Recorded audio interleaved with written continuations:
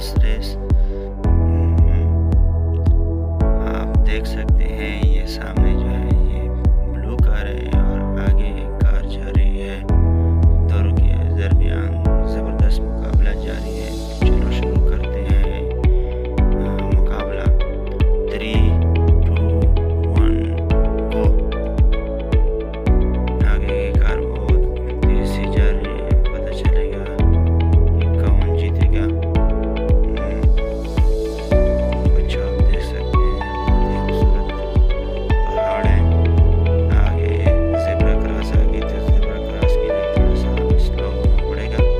अच्छा कुछ सॉरी हमारी गलती थी, एक्सीडेंट हो गया, हमने इशारे को नहीं देखा। तो इशारे को देखना चाहिए, सिग्नल को देखना चाहिए कि अगर वो रेड हो तो क्रॉस नहीं करना चाहिए।